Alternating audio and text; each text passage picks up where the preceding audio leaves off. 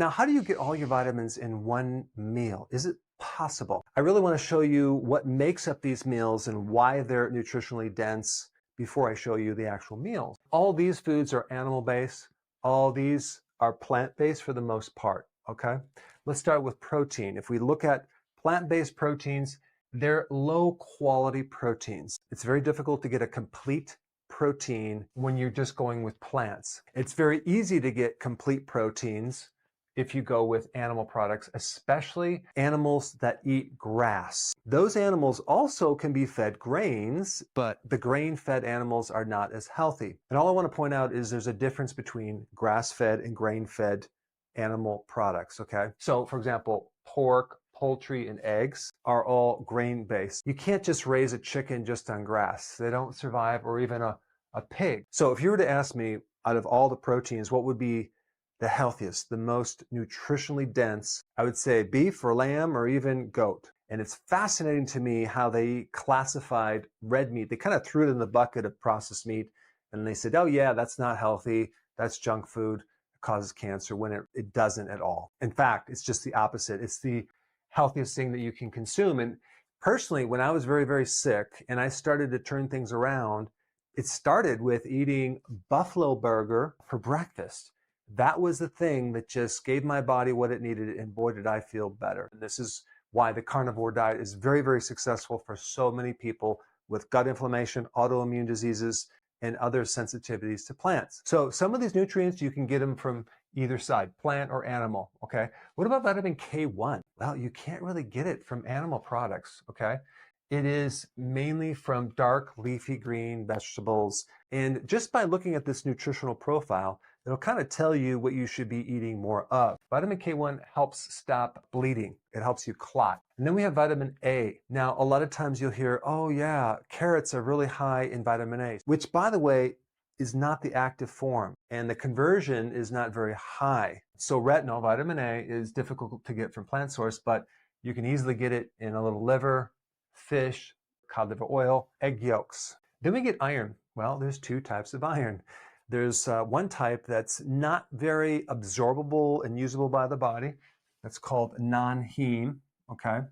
And then you have the heme-based iron, which is in liver, red meat, other meats.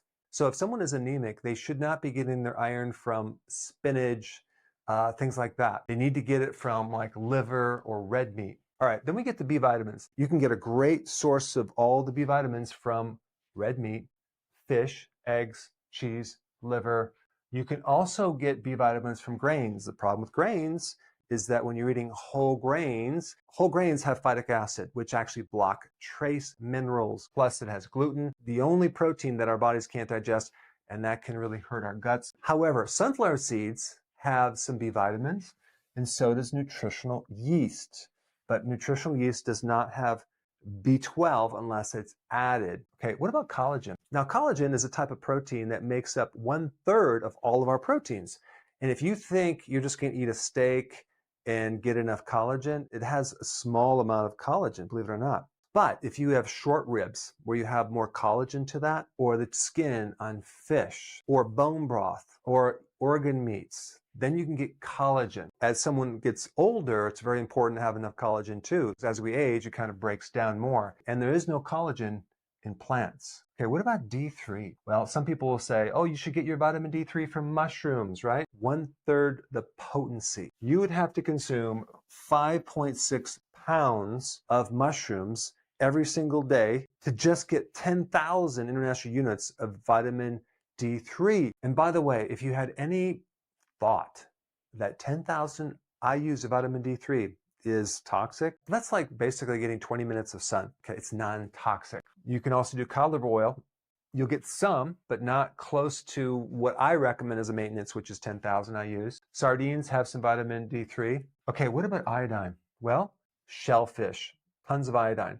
Cod, dairy, eggs have some iodine, but also sea kelp or even sea salt also has iodine. And then we get selenium, which is also important for the immune system, shellfish, organ meats, red meat, or Brazil nuts. So you're starting to probably see a pattern. Okay, then we have zinc. So you can see iodine, selenium, and zinc are trace minerals, mainly from the sea. Beef has a good amount of zinc. So do organ meats. But guess what? You can go to pumpkin seeds and get your zinc from seed. All right, now what about the omega-3s? Well, fatty fish, but also you can get it from algae, but actually you're not getting this active form. You're getting the precursor, which is called ALA. But there is a way to get it from algae. The other point I want to bring up about this, these omega fatty acids. So many people are high on the omega-6. It competes with omega-3.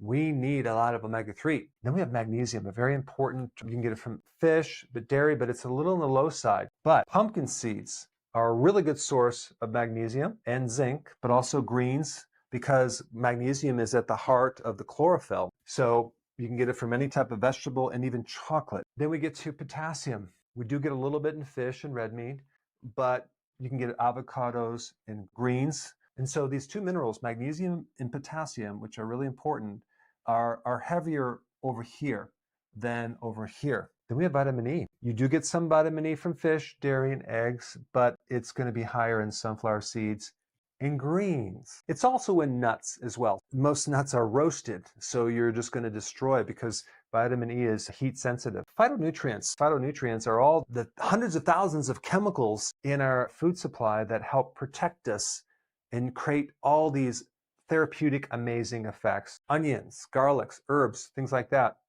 But it's also in grass-fed meat, okay? I had my cattle butchered and we tested and it was loaded with phytonutrients. Okay, then we get vitamin C. You can get some vitamin C in organ meats, but the problem is when you cook it, it really goes way, way, way, way down. So like in raw liver, you might get 100 milligrams, but when you cook it, it ends up with like 2 or 3 milligrams. You'd be much better off if you had it from berries or especially sauerkraut. Sauerkraut has the most vitamin C. It's like 700 milligrams per cup, but it has to be raw. So get it in the refrigerated section or make it yourself.